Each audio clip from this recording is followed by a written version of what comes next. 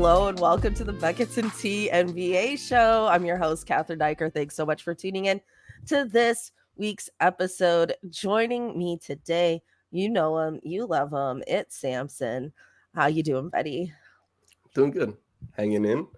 There was a comment, I'll say, that someone said, like, would my bed be made? It's not well made, but people were commenting on the state of my bed under, like, a video I did. Oh, and it wow. is made. It's made. I don't know. Also... I would not call that made. Really?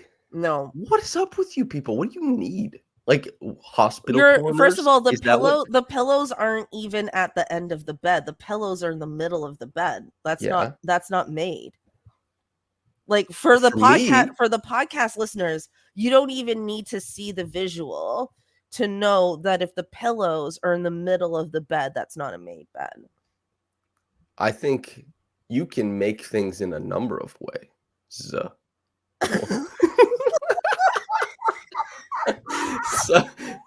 there's more than one way.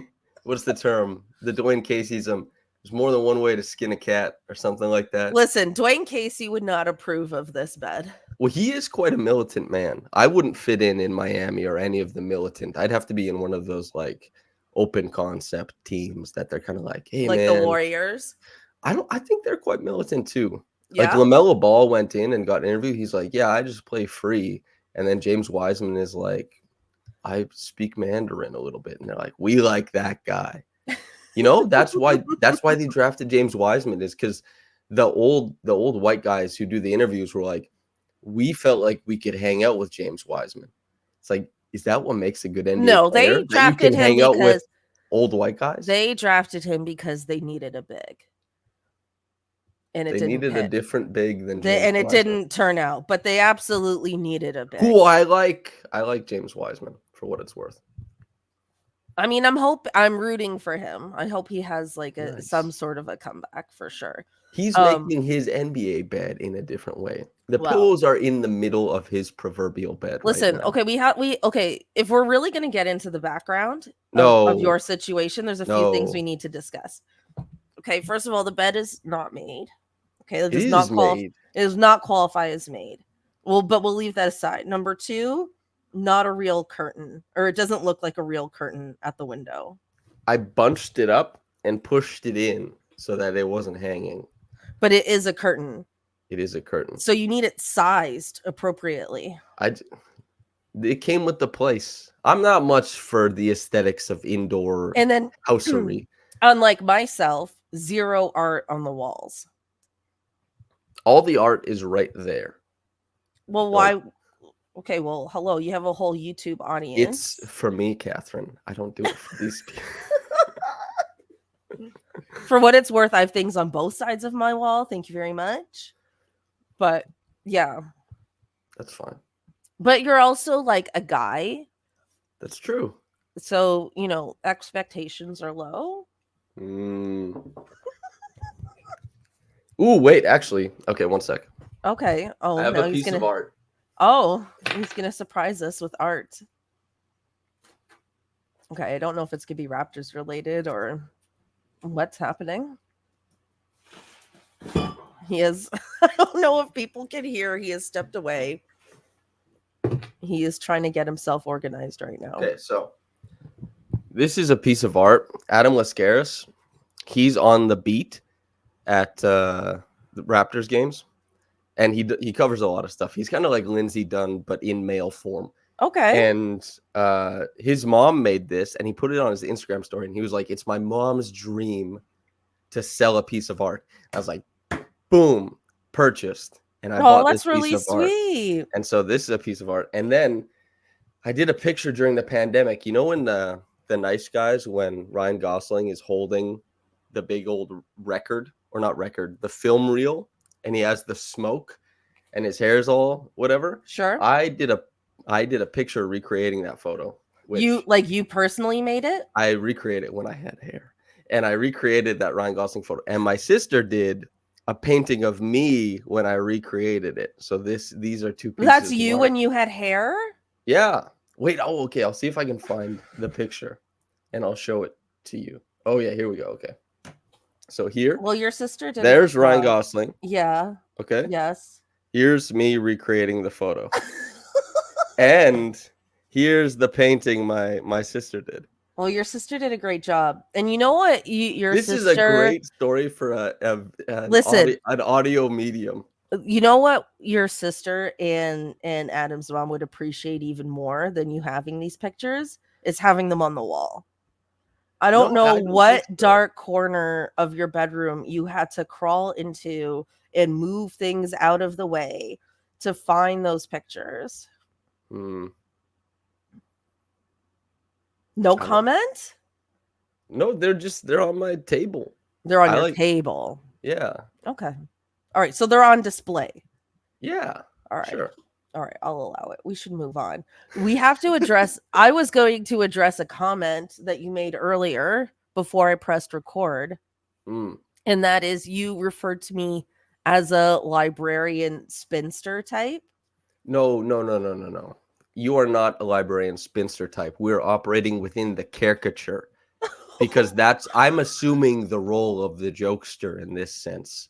And that's the joke because I said I let my hair down on this podcast. I'm weird. I'm weird and like, hey, we're just here to have fun. Yes. And then you're like, oh, as I have my hair up.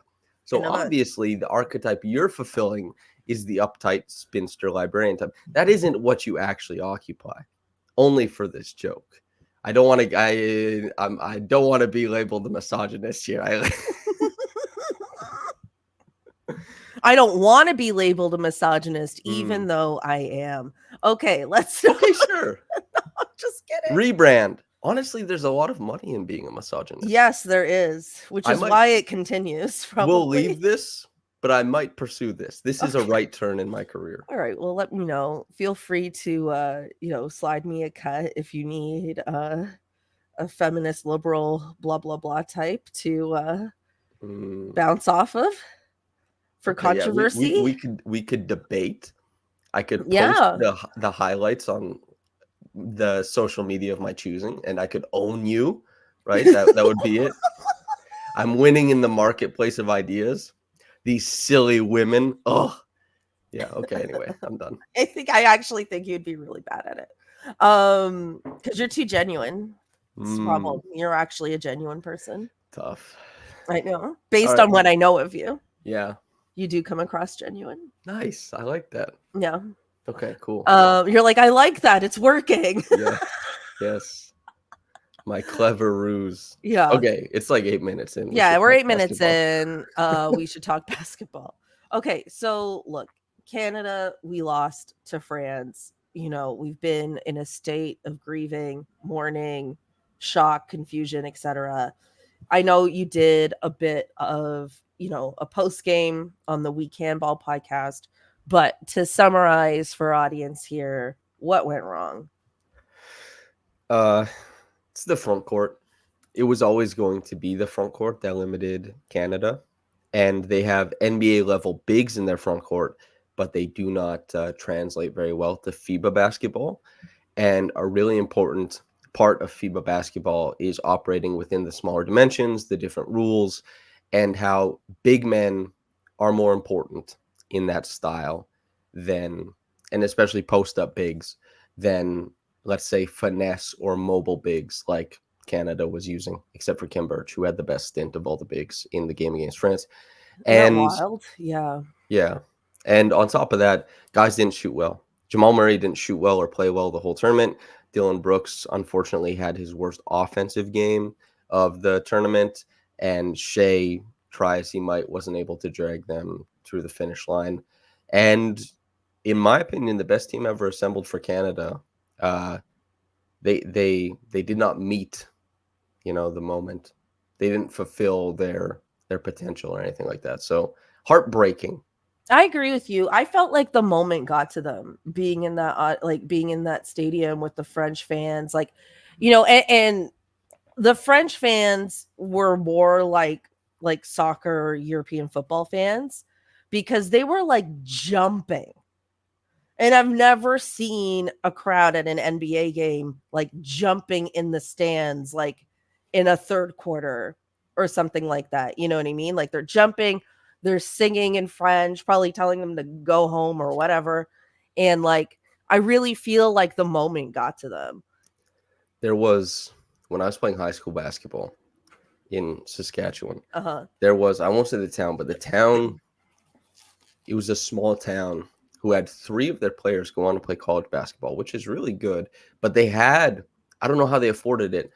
Their school colors were blue, and they managed to get a blue court, a blue hardwood court. That's like rich. And then the gym was packed, and people painted themselves blue, and we had to play them in a game. And there was like a 9-year-old kid who painted himself blue and put his hair in a mohawk and screamed at us nonstop on the sideline, screaming. It'll get to you. We won the game, but that stuff will get to you. The crazy. You fans. Still won the game? Yeah. Did you have a good game? I didn't play that much. I was actually young on the team at that point in time. Okay. Yeah. But we won the game. But you could see it was getting to like your teammates and stuff. It's a lot to deal with. It's rattling, yeah. But you know, these are NBA players. I feel like, come on. Yeah, yes, they're NBA players. None of them have won a championship. I don't believe. Am I correct in that? I don't. Oh no, Jamal Murray has. Yeah. Wow, idiot. Why was he struggling then? I love the word idiot. It's so good. I know for some people that's actually like, you call someone dumb and they don't care. You could be like, oh, stupid. They don't care. If you call someone an idiot, ooh, pangs deep within their soul. But it's the funniest sounding one. You're a comedian. You know, like some words, they're nice. They sound good. And idiot, when you forget Jamal Murray won a championship, you just got to own that, you know? At least I corrected myself. But regardless, I felt like the moment got to them. I don't think Canada went into the game cocky, although that is a theory that they might have gone into it like American style cocky, we've got this sort of thing, and underestimated the French team. Also, too, there were like many reports about the French team basically floundering, not getting along. Once again, everyone hates Rudy Gobert. Rumors of jealousy towards Wemby within the team and all these different things. And I feel like people this is real? Yeah. What the is this not reported? No, I just haven't. I don't pay that much attention. Oh, listen, it is possible someone told me that because they know things and it wasn't reported. Wow. And I just assumed it was reported. Wow. For all of the latest scoops on who's jealous of Wemby, the Buckets and Tea podcast. The tea. Wow. It's the actual tea. See, we're delivering. We're delivering. Wow. Okay, well, I won't say who, but 13 minutes of our interpersonal. I won't say who, but there's a source, and that's fine. And yeah, that's what I've heard. So then I was feeling more confident going into this game because of that. Because like you said earlier, I thought like, okay, this game's going to be a struggle for us because of all the front court issues that you just talked about. And the front court issues have been pretty obvious to me, at least throughout this whole journey. So yeah, I you know, the French team seems like they have come together. Rudy Gobert benched regularly. It's like a whole thing that he like is like limited minutes on that team. Because you need a big who can post up to facilitate offense. And the reason why they benched Rudy, especially against Canada, was like, well, you can front and push Rudy from the back. You can move him out of space, and it's not like he's going to be an offensive hub. And Canada is going to be a jump shooting team against us anyway. So, like, let's just bench Rudy. And it worked. Yeah. Incredible. Lesort was awesome. Yabusele was awesome. I didn't do enough of that in the post-game podcast, talk about, like, how awesome Team France was. But they were awesome. Sucks, but they were great. No, they were great. I mean, they played their best game of the tournament when they needed to. So yeah, I mean, I don't know where the French team is going to go from here. Like if they're going to be able to beat, I don't know if they play Germany next, or I feel like Germany and, you know, aside from the US is probably their biggest competition. Serbia also. But anyway, I just, it was shocking in the moment as it was unfolding. And then we made a few good runs. I started to believe like a little bit. but I was yelling, screaming, and swearing at my TV in a way I haven't since like the Raptors were like deep in the playoffs. Wow. That's good. You want to watch things that engender emotion in you. Yeah, are you judging me? No. I guess technically I'm making a judgment, but I'm judging you as good. Okay. Did you swear while watching the game? Yeah. I said, what the fuck? Like a few times. Okay. Jordi Fernandez. Yeah. How do you feel about him as a coach after all of this? Bald brother, part of the elite brotherhood of handsome bald men. Myself, Jordi Fernandez, Pep Guardiola. There are some of us out there. Only some of you that are bald and hot? There's only some. Yeah. Have you existed in the world? There's tons of good-looking bald men. See? I undersold, so you'll oversell. Oh my God. Reeling you in, yes. So anyway, Jordi, I don't think he had a very strong coaching performance in the last game, especially. But I don't, and the big thing I thought was that Kem should have got more minutes. Nembhard should have got more minutes. But it is really tough because you can kind of harken back to Jamal Murray's performances against the Lakers. He shot terribly. I think his true shooting percentage in the playoffs was like 47%. That is abysmal. However, he still made shots at the end of games. He still found it. He is an NBA champion and has historically been like a tough shot maker.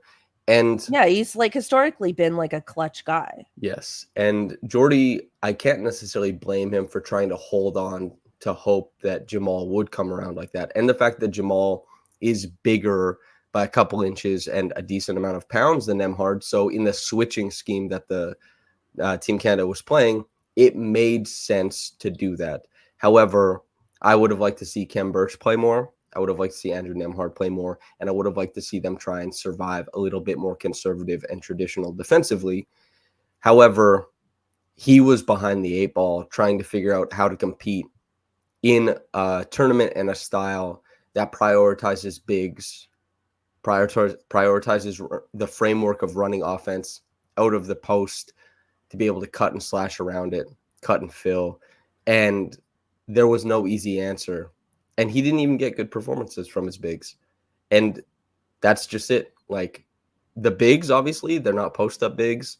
Kelly had been for a part of his career, especially high post, a guy who can operate out of different places as a hub. But man, they couldn't rebound. They brought very little defense.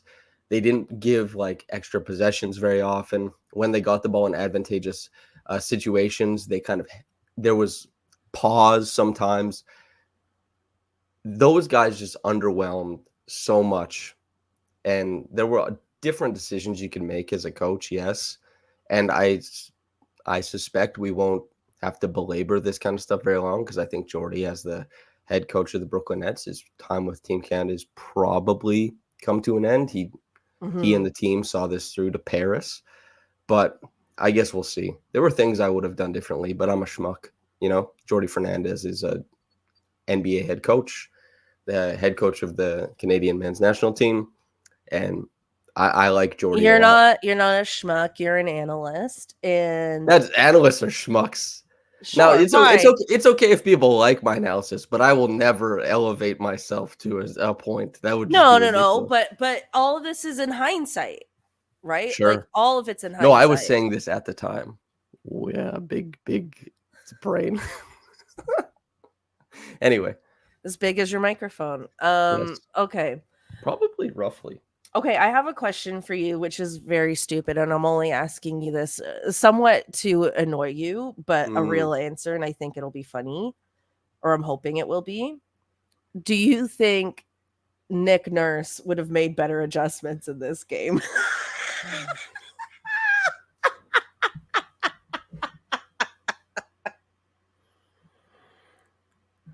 Man.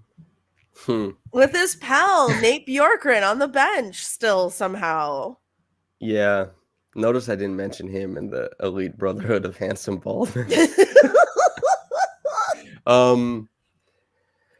I think Nick Nurse is considered a stronger coach than Jordi Fernandez. Nick Nurse is considered one of the best in-game adjustment guys.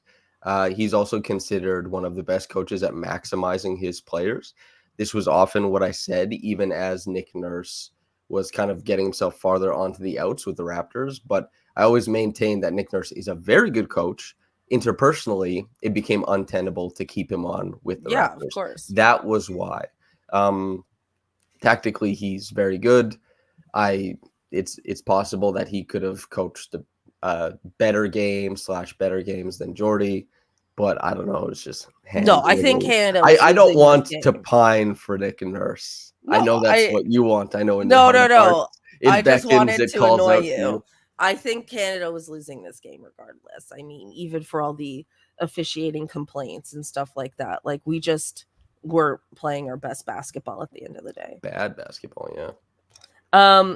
Okay. So talking about the bigs, Zach Edie would have been very helpful on this team. Andrew Wiggins, sure. Why weren't they playing? And is this a conspiracy against Canada to have less of our stars on the team? They should have been playing. That would have been nice. All of the talk behind the scenes, plus I guess tea leaves of reporting, seems to indicate that the teams are the ones who, they're the ones who make it known to the players that we really prefer if you weren't playing. Like most teams give leave for players to go do that stuff. Players can say hey, fuck you, I'm going to go play for my country. And there can be tension there and that kind of stuff. However, I don't blame either Edie or Wiggins. Wiggins, there's a few things that I'm oh man, you weren't around, you weren't here and you could have been. There's always that kind of stuff you can hand wring about, of course, but I think both of them wanted to be there, and I guess forces outside of their control made that so. I do think they would have helped a lot. But do I think this is a conspiracy by Big America? Like COINTELPRO or something like that? No. And not because those guys would have helped. I think Zach Edie would have helped a lot. Andrew Wiggins would have helped a lot. But I don't think America considers them players of great import. They'd be no, we have Anthony Edwards, LeBron James, Kevin Durant, Devin Booker. They'd just be no, Zach Edie or Andrew Wiggins is not going to turn the tides here. Okay, here's the thing. I'm just going to, for a moment, put my conspiracy theory hat on. Yep. World's flat, blah, blah, blah. Why then were these quote-unquote forces beyond their control even existing? The teams, you mean? With these players. Why, these forces beyond their control? What are these forces and why do they exist then? Teams have a vested interest in player health, and they also want to be able to oversee more of their development, more of their workouts. They want to be more involved. And as soon as you let a player go and participate in national team stuff, you lose oversight and control of all of that. So if Scotty Barnes was with Team USA or he wasn't, on the select team, if he wasn't participating in anything like that, the Raptors get to have significant oversight communication with his trainers, what he's doing day to day. They're constantly in collaboration. They have their, template of what he's supposed to work on during the summer.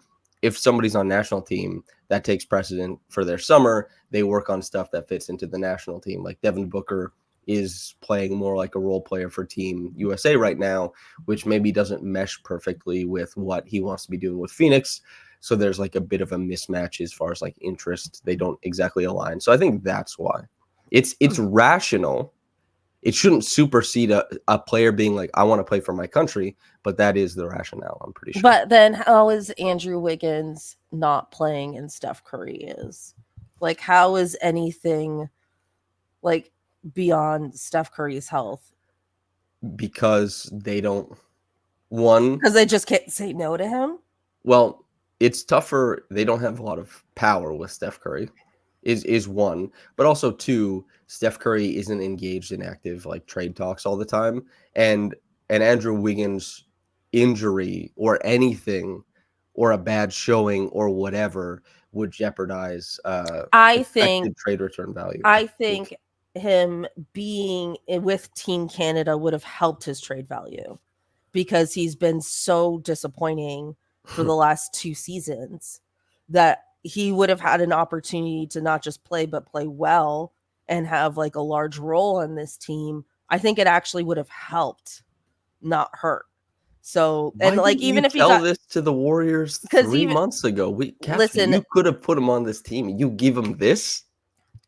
But I mean, so you agree, right? Like, I think it would have helped, because his trade value is really at an all-time low right now. Let's be honest. So it's like, if he gets injured, well, I mean, this was about as low as it was going to get regardless. If he's healthy and he's playing well, now suddenly teams might show more interest, seeing how he could fit in a different setup. Yeah, I think the Warriors were they're comfortable with his trade value. They just didn't want to. They didn't care if it went up or down. They just wanted to stay the same, so that their negotiations would stay static as they try and build a contender around Steph Curry. I think that's probably the rationale. And maybe they didn't have the faith that you do in Andrew to perform, on the stage. But also maybe they didn't have faith that he would be healthy.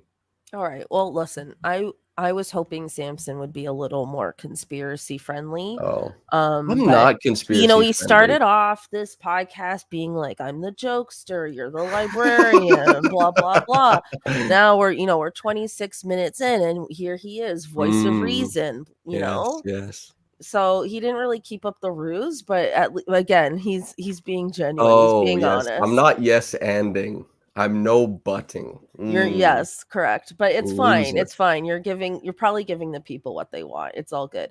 The people don't want that. They don't no, as somebody who consistently does. Oh, I really let loose on this pod. Okay. Okay, we'll move on. What have you been doing to recover emotionally after this loss? I did the podcast with Alex, mm-hmm. and then I went rock climbing with my friends, and that was really fun. How is your rock climbing journey going? Oh, it's awesome. People want to know. Okay, so the quick update for anybody who cares, which is, I assume, very few. So usually apparently it takes usually 2.5 years to go from V0 to V5. I've reached V5 in 4 months. Whoa. I feel really great about it. I did a muscle up the other day. I'm way stronger. What's a muscle up? Sorry, I don't know. I don't want to explain it. I'm asking people. No, stop. I'm asking you a question. Okay, so a muscle, like a pull up. Yes. It's just like a pull up, you get your chin to the bar or whatever. Sure, yes. A muscle up is when you transfer your weight so that you pull yourself over top of the bar and push up on it. Oh. And the reason why it's difficult is because when you get perpendicular to the bar, it's hard to hold yourself perpendicular like this, right? Right. Just imagine that. It's tough. You're holding your whole body weight perpendicular. And that's the crux of the muscle up, is to be able to pull yourself through that and push up. But I can do that now, because I think the forearms from rock climbing and the lats and stuff like that, the pulling power, as it were. It's really cool. I'm a classic guy approaching 30 years old. I'm still a little bit ways away, but I think you're supposed to become a hobbyist. Wait, how old are you now? I'm 28. Wow. All right. Yeah. I'm not going through I made a joke with Lewis in February about being 21, just so we could make a generational divide joke. And then everybody started freaking out. They're like, "You're not 21. Why is this guy?"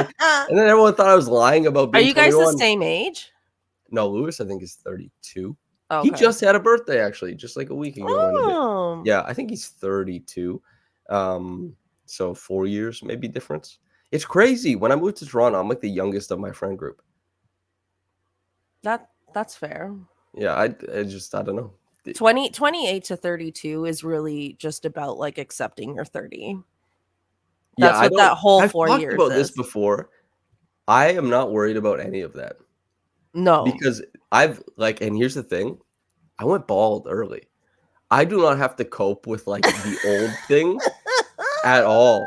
I already did it. I did it at 25 when I was oh shit, it's going. It's leaving me. And then so I made my bones with it. So 30 has nothing for me. No, 30 is very uneventful. Nothing changes. Yeah. But anyway, I like rock climbing. Thanks to everybody for listening to my rock climbing update. No, it's cool. I mean, you Wait, how do about it. you? How did you grieve? What did you do? I fortunately had plans with a friend. She came over, I made lunch. I roasted some chicken, made a nice potato salad, and we just chatted for hours. And then we watched this. Look at the way you're sitting right now. And then we watched this show on YouTube called Pop the Balloon or Find Love. Have you heard of this or seen it? I don't watch those shows, but I've seen them like proliferate on We social only media. watched like 2 episodes together. We're not like invested, but it's truly it's like real life Hot or Not, where like someone comes in and then like if they're interested or not interested, like if they're not interested, they like pop their balloon in front of the person. It's like and it's so poorly made. Tinder. It's like Tinder. It's like the swipe left or right, It's but it's so just poorly balloon. made. I made better things when I was like in film school. Like Mm. there's only 2 camera angles for the whole show. Nothing's really edited. Like you don't even get like a good shot of like the person's face. There's no like clip reel or bio like introducing anyone in any real way. Everyone's saying their Instagram handles like over and over again, and it's like no one's gonna follow you. Like you don't do anything or have like opinions I would care about. Like why would I follow you? So It's so ridiculous, but it has like millions of views. do you do you remember the last time I was on when I talked about my friend, and I told that funny story about my friend, and I was like, oh, maybe I shouldn't be saying this. No, what Anyway, story? the friend. The funny thing is, I've talked about this balloon thing, and I was like, why is this like? Why do people watch this? Why is this good? And he was like, I like when they pop the balloon.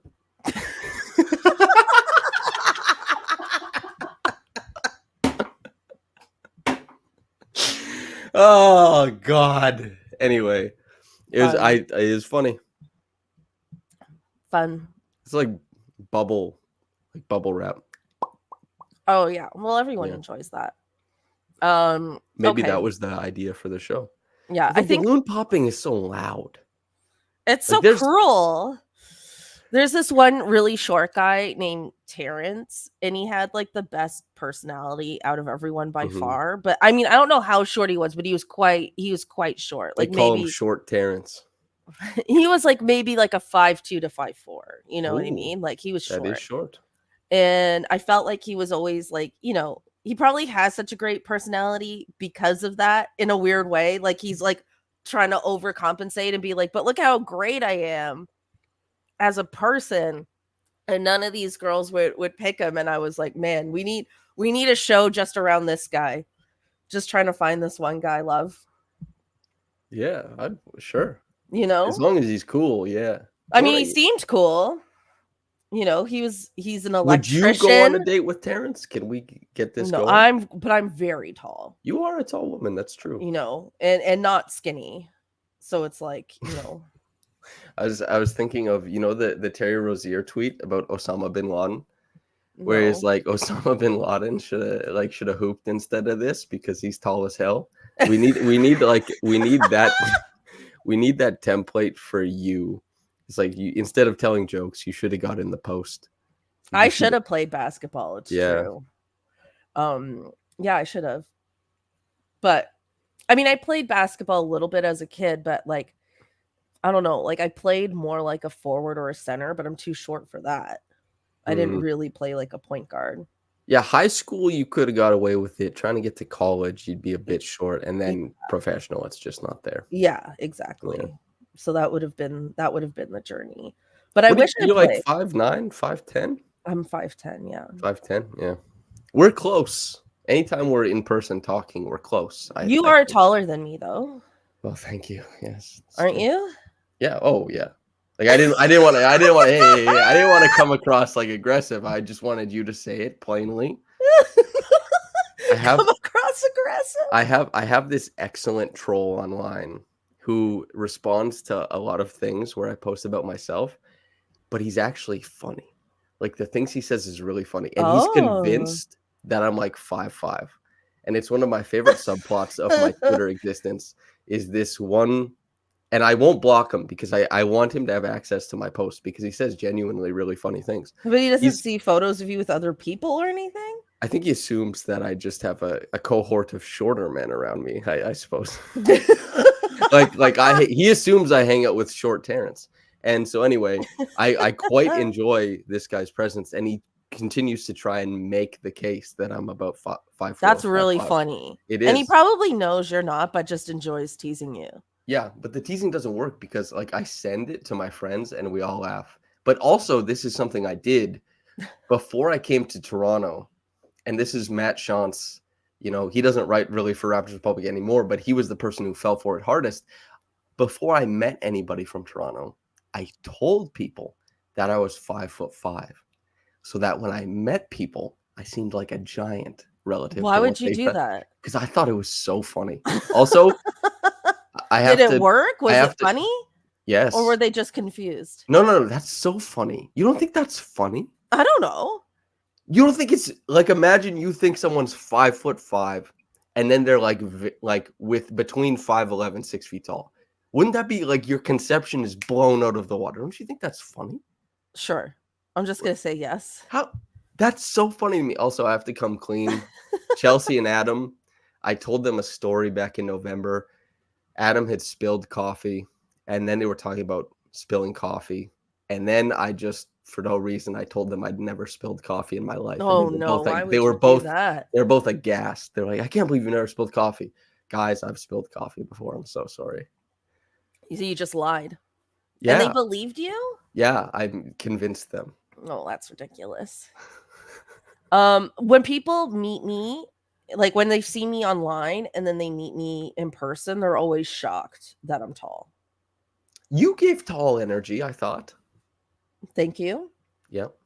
But like, yeah, like I just feel like, so yeah, anyway, I'm used to people being surprised that I'm tall, is what I'm saying. I can't believe you don't think that's funny. That shocks me. When I tell people that story, they always think it's funny. I guess I have a high bar.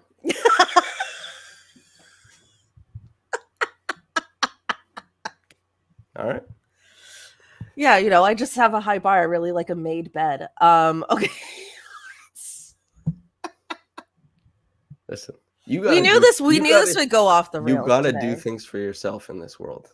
You have to make jokes for yourself first and foremost. Yeah. I'm not saying it isn't funny. It just didn't evoke the laughter. I'm sorry. I do not kneel at the altar of your comedy. Not important to me. The fact that you even said that lets me know that you do, and I really appreciate it. We'll see. Although you haven't seen me live in a while. Like, perform live? Yeah. That's true. You could come out to a show again. Yeah. And kneel at the altar of comedy, as you said. All right, let's talk let's move on for a second here. Let's talk a little Raptors, unless you have more to say. No, about this. No, I'm done. Oh, there was something I wanted to say. Sorry, going back to short Terrence. I have dated shorter guys, and I will date a shorter guy. Okay. It's not like a complete deal breaker. It's like I have a height preference. Sure, I prefer taller, but it's not like an end all be all. I just don't want the audience to think that like I only date. Are you currently canvassing the audience for a nice short boyfriend? Is that is that what's happening?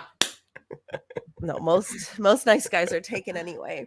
But no. I'm just saying for the record, I have dated shorter, and it's not something I'm unwilling to do. I don't want people to think I'm superficial. I've never dated a woman who's taller than me, I don't think. Well, there aren't many women that are over 6 feet. That's true. But would you? Yeah, sure. Yeah, there you go. Yeah, whatever. Date anybody. Okay. Let's move on. Okay. Now it feels so weird to move on, but we will, because I feel like everyone wants to know what type of person you date. But anyway, are we going to talk Raptors? Are we going to enter our Raptors Homer moment now? Whatever. It's your podcast, you know. Yeah, I kneel at the altar of your podcast. Okay. So I feel like you and I haven't talked Raptors since like free agency and all of that. So I wanted to get with a bit of hindsight now, sort of, where you're at on the pulse of the Raptors right now, like Gary Trent Jr. gone, the Emmanuel Quickley signing. How do you feel about this team going into next season? I think what determines where they end up really is Scottie Barnes and his health. If there's another leap available to him, I think they could be in like the top end of the play-in. If he's merely roughly as good as he was last season within the same realm and healthy, and they have a pretty healthy season, I think they're like around 9 or 10. And if things go sideways for them, they could be a very bad team. They don't have the depth of talent necessarily. They're going to give a lot of minutes to guys who people should be excited about to watch them develop, but who haven't proven that they're minute winners yet. And that kind of stuff is really important to see before you kind of bet on it and expect it. And they're not tracking to be an impressive team next year. However, that doesn't mean that things are bad. It means that, they're probably going to have a decent pick. They're going to keep building towards the future. They're going to have opportunities to make, as Bobby Webster said, like hit singles and doubles and all that kind of stuff, baseball nomenclature. So I think that they'll be able to make moves, continue building forward. And I know this is a boring answer, but the Raptors aren't in a super exciting moment right now. The thing that will make this exciting is development of players on the roster and a little bit people looking forward to the draft, because they're not a strong team right now. So that's life. Do you believe in like Scottie, Emmanuel Quickley, RJ Barrett as like a big three on any level? No, it's perfectly fine to have those guys, but it would be truly shocking, I think, if that became one of the best trios in the NBA. Like if they were so good that they had notoriety as a big three, I think that would be really, really shocking to me. Because I feel like outside Raptor media, like American media, are looking at the Raptors, I think, a bit confused, because they're like, why is this the quote? Like it, because I think there's this impression that they're building around these three guys, and they see these three guys as being like the core into the future to try and like build like a playoff contending team. Yeah. But you don't think that's actually the case? They could contend for the playoffs with that trio as the hub of things, but they won't. I don't think they'll ever contend for a championship with those three, but also they'll have the opportunity to try, which is kind of what Masai talked about with Kyle and DeMar, and what he talked about with Pascal and OG and Fred, is that they're perfectly willing, because it's not like they have to clear the books to try and get a prospective free agent in. It's hard to make those superstar trades. It's hard to retain superstars in Toronto. RJ, who has been unbelievable on offense since becoming a Raptor, and I think has improved his game in so many ways, and I've written and covered that quite intensively. He's done a tremendous job. He'll have an opportunity to try and reach offensive stardom in Toronto. His defense has been pretty gross. Emmanuel's defense has been pretty gross, and the team as a whole has struggled to defend, especially with Scottie and Yaka being injured. But they'll have opportunities, Emmanuel and RJ, to try and get to an all-star game, to try and like lift themselves into those conversations. It's probably not likely, but they'll have the opportunity to, and neither one of them has like zero potential to do it. They both have potential to get there. And the Raptors, it's kind of like, it's not, they're perfectly okay if they're bad. They're comfortable. They understand. They can plan for that. They know what it looks like. They know what avenues they can choose. But they're going to give these guys who are paid quite well, Scottie, the max extension, that not next year, but the year after it begins, $38.1 million, I think. Emmanuel is paid 35 flat every year starting next season. RJ will be on like 26. These guys will be paid incredibly well, and especially so for a trio that probably won't vault a team into the playoffs. However, the money is spent. These guys earned it. That's theirs. They'll have the opportunity and the ball to try and make things happen. If it doesn't, whatever. Are they tradable contracts in your opinion? Yeah. Especially Emmanuel, relative to his impact and his the intersection of Emmanuel's impact, his age, and just everything around. Like for the first couple of years, it might be a little rich, like 35.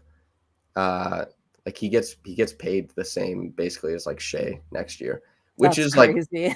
But that's Emmanuel is probably like it's a little rich, but also like Shea is underpaid because of the cap structure, right? Emmanuel, especially with it being 35 flat and the cap will continue to ascend, like that's tradable. RJ, I think, is tradable, and he's already made it that way. Since he came to the Raptors, he was they said he was an untradeable, that he was a toxic asset, right? That's kind of what Zach Lowe said, that he had heard it from a front office executive. Oh, I remember that. Yeah. But I think they are tradable. Scottie is obviously uber tradable. But the point is, I think that these guys will be viewed as valuable. And if your guys are viewed as valuable, you have options to pivot and rebuild the team in different images and presumably around Scottie Barnes at all costs. So they'll have room to try and make changes and do things differently. And I think if you trust Bobby and Masai, which some people don't anymore, some people still do, that probably is the metric for your confidence on this team. And Scottie Barnes stardom to some degree. Yeah, I mean, that makes sense. And I'm not like looking to trade these guys right away or anything like that. I think, like you said, part of their philosophy is like, let's give these guys a shot and see. And, I think there's something to be said for that. Cause I think, even the last post championship years that people have been not really happy with, I feel like a lot of that ended up being in hindsight. I think in the moment, a lot of those moves did make sense. Mm-hmm. Yeah, I did this video where I looked at all of the Raptors post-championship transactions. Yes, and you did. It was very good. It was, oh, thanks. Mm-hmm. It was easy. Like you look back, and I tried not to hindsight it. I tried to remember what I thought at the time, what the motivations were, and it was pretty easy to justify all the things that the Raptors were doing. It's just that teams, you got to hit home runs sometimes, and there just wasn't a you could say okay, this makes sense, but you don't want necessarily to be a basketball team that does things that make sense. That's a very low bar to clear. You can rationalize a lot of things. You want a team that it beats hindsight. It looks better in hindsight. They are paid millions of dollars to make these decisions. They have a whole infrastructure and framework of people who work to be the most informed at making decisions, and they're supposed to be better at it than myself, the schmuck analyst, and everybody, right? They're supposed to know more than I do.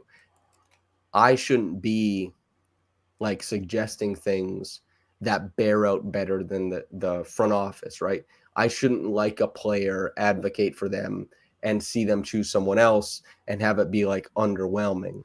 Well, do you feel like that's what you've been doing? No. I'm saying this as an example. I'm not actually. Yeah. I'm not putting myself up against. There's some players I think probably I've been a little bit more right on than the consensus of the Raptors front office, but the Raptors front office is an amalgamation of many different guys, and there's scouts with the Raptors who think very highly of a player, who go to bat for a player that I also like, but ultimately they don't get that player. That's what pro scouts do constantly. Pro scouts go and look at all around the NBA. They say this is a guy we should watch for. I really like this guy. This is kind of what's happening with this other team. They're constantly surveying, and a pro scout can go to bat for a player and be I think this guy, let's say Malik Monk, for example, out of Charlotte. Some teams really were Malik Monk could be a star. Let's make it work. And at the top end, this was perhaps something that happened with the Raptors, is they weren't sold. So there's a million voices in a front office, in a team that advocate for many different things, and it doesn't always come out in the wash. That's fair. Okay, this is a very random question for you. Yes. And it comes with a bit of a story. So last year, free agency, I read that Rich Paul cleared over $300 million in one weekend. Right? because he's like his percentage, his cut. Yeah. Between like Draymond and like a few other people that he represents, it was like insane. It was so much money that I actually Googled how to become a sports agent.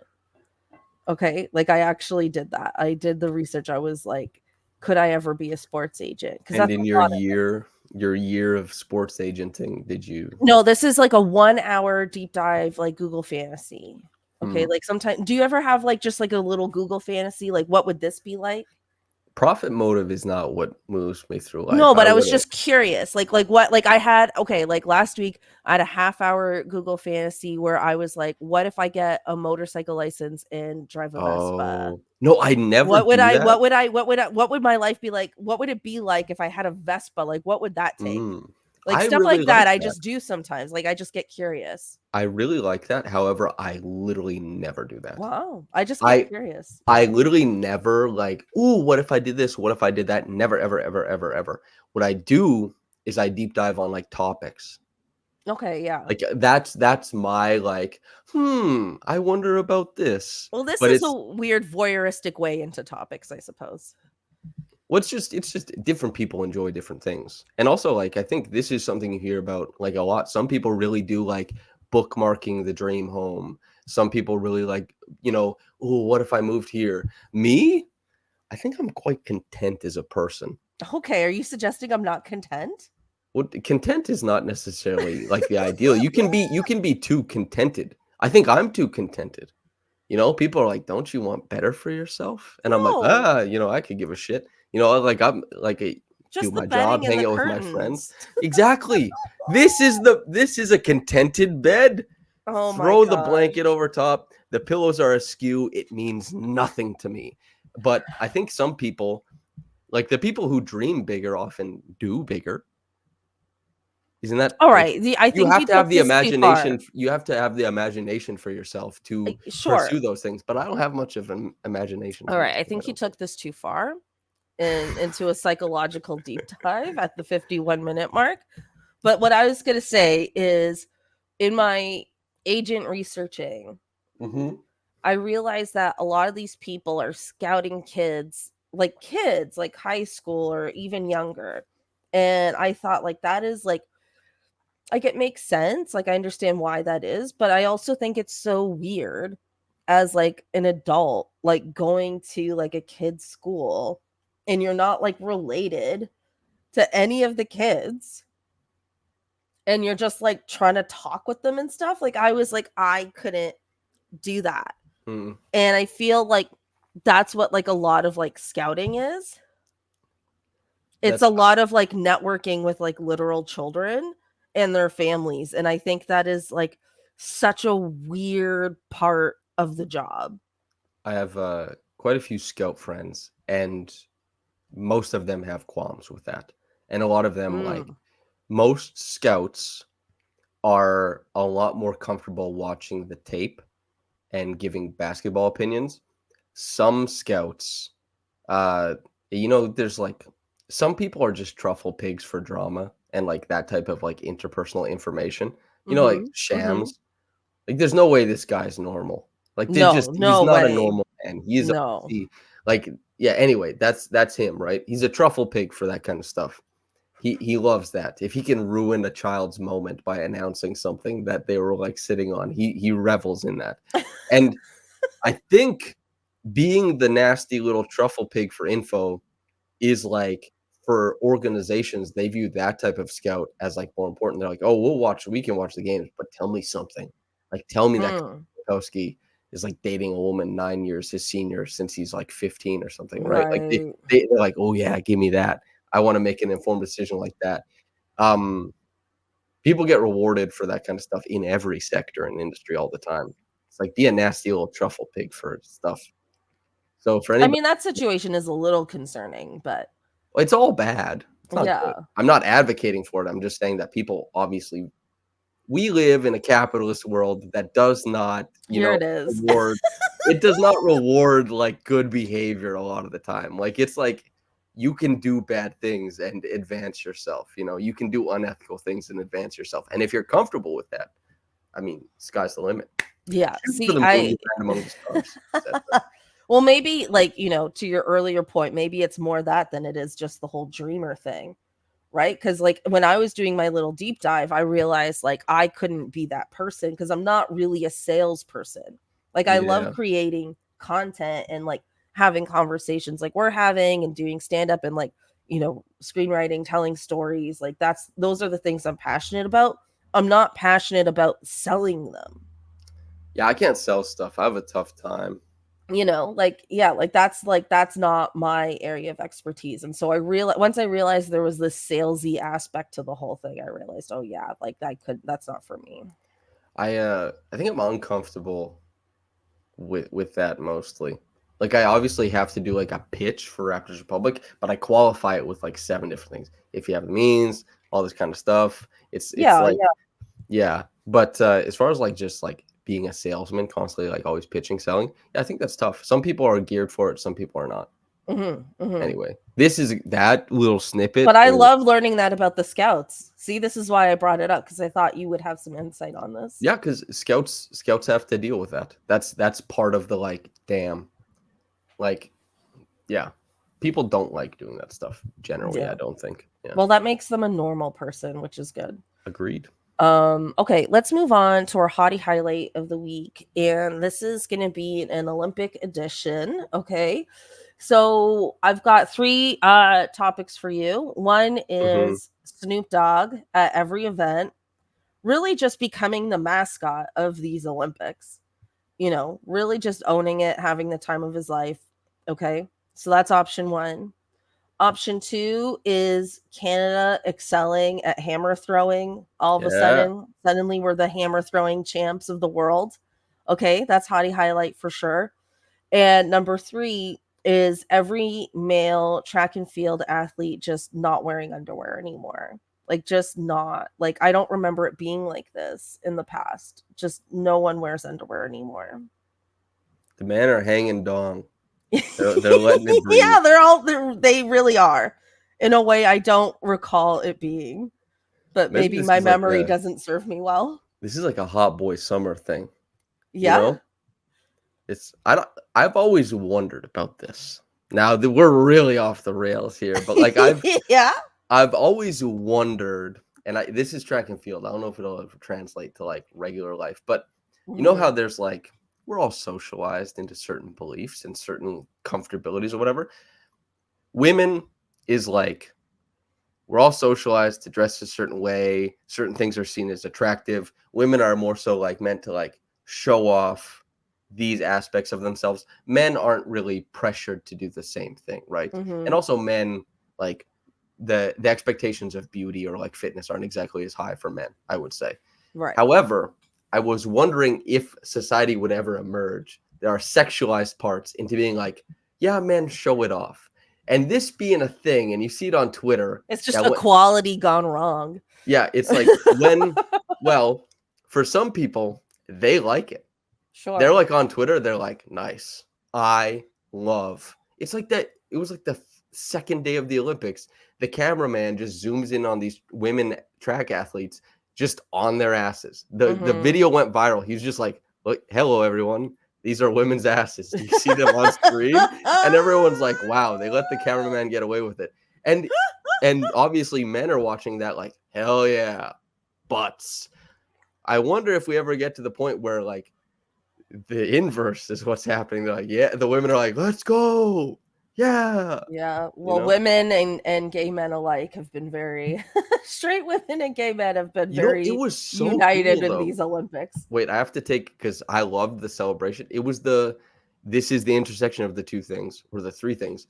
The guy, because every person who shoots well in the shooting thing went viral. Because they look sick. The women with the Korean woman with all the gear, the Turkish guy. But when the Swedish pole vaulter who set the world record and then beat the world record, he did the celebration.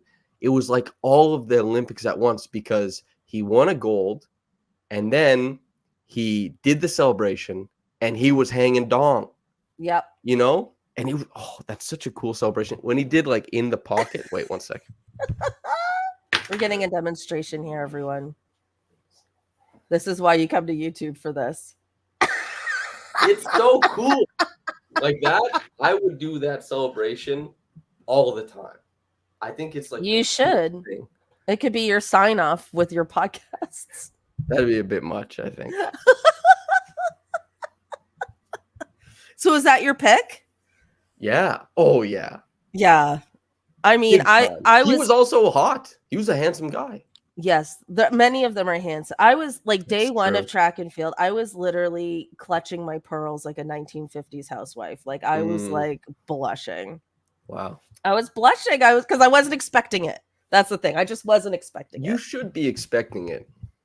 Should I? Like, has it been like this always? And I've only just noticed? The Olympics, that's why everyone, like, at the Olympics, they're like, oh, we used 336,000 condoms at the Olympics. Because they're all hot. But I just mean, like, the visual of us being able to see what we're seeing as well as we're seeing it. That's what made you blush. Yeah. It feels new to me. I don't feel like we had that level of visual. You're saying this isn't, I'm not saying it's new because I can't confirm that, but it's new to me. I never paid much attention to this. I don't know if in 2016. Yeah, or even in 2021, it was like we had the visuals like this. Because the uniforms don't look different. The uniforms look the same. But the visuals, that's the best way I can say it. It's the most polite way I can say it. The visuals have shifted. Maybe this is like a social media thing. You know how like some people are aware of their like their platform or their clout or whatever, is that they're like, well, this would be good. Like if I hang dong, which I've said a lot of times on this podcast now, but if I hang dong, this is good. This is good for my brand awareness. Whereas like maybe in like 1996 or 1984 in LA or something like that, if you do that, you're kind of like a pariah. Everyone's like, put it away, brother. Whereas now, there's context with them as athletes, and that's the uniform. Yeah. But they're not just like at Walmart. But now it's like you're not just an athlete. You're like a person with like a sizable social media following. Sure. And you're like, if I hang this thing out there for the world to see, maybe a collection of 7,000 men and women will flock to my page, and then I can sell a Tissot watch. Yeah. Then I can do a Tissot watch ad and earn an extra like $14,000. So there's this one of the athletes, the German guy. His name on Instagram, he's Leo the German, and I know that because he came up in my feed. And he's a very good-looking man. However, he knows he's good-looking, which makes him less good-looking. Sure. Just FYI. And he has over 400,000 followers now, and there's a lot of hanging dong, as you would say, content on the page. And I mean, it's all in his uniform, but there's a lot of it there. There's a lot. He's really leaned into it. He's the prince of the print. Yeah, is what you're telling me. Yeah. This also, there was that pole vaulter, to my point earlier. Of course, yeah. Who it hit. It hit he him. hung the dong and it inhibited his performance. He got offered money to do porn. I saw a report. That's insane. Yeah. We live in a weird, like, something. I mean, the offer isn't insane. That makes sense. But I don't imagine he would actually take that offer. But perhaps Leo the German would if he were in the same position. I don't mean to slander the man, but anyway. No, I mean, I think they're going to pursue more like modeling kind of stuff because they do look like models. Like they're very good looking. Yeah. Like your watch ads, like you said, like that's kind of. Mm-hmm. And then the watch is on the dog. I'm sorry, I'm an idiot. You're nuts. That's crazy. Wow. Look, I've called myself an idiot twice on this podcast, both well-deserved. Yeah. So I'm glad that was your pick. I'm glad we got to discuss this. This is what people want. That was the end of that was the natural end to that conversation. Yeah. Yeah. That's how you yes and. Yes. Okay. Let's wrap it up there. Thank you so much, everyone, for listening. For tuning in. I hope you enjoyed this very off the rails, deep summer edition of the podcast. Like, subscribe, all that good stuff. Samson, what are you up to for the rest of the summer? And where, if they aren't following you yet, where can we find you on the internets? I don't know what I'm doing for the rest of the summer. I've been poking around on film of a few different players. I'm just trying to collect emerging trends or interesting under the radar stuff and see if I can write about it before the season and like cover it before the season. And yeah, that's kind of what I'm doing. Where can they find me? Every like 2 or 3 months, I am a guest on this podcast, and just wait on that. That's that's the bulk of my work. 2 to 3 months. Do you want to be on more frequently? Is that what you're saying? You're like, no, not at all. I think 2 or 3 times a week would be good. I'm really trying to stretch my legs in comedy. You know, trying to get more reps. Yeah, that's good. That's good. We could do live shows, you know, to like an audience of 4 people who are really interested in the lore. You know what? Don't think I won't do that. Don't think I won't. You have to plan it though. Oh, well, then it's not happening. I'm not much of a planner. I don't know how to do the whole live thing.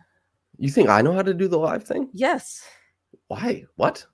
Because you do live stuff all the time. Oh, no, I meant like live at a venue.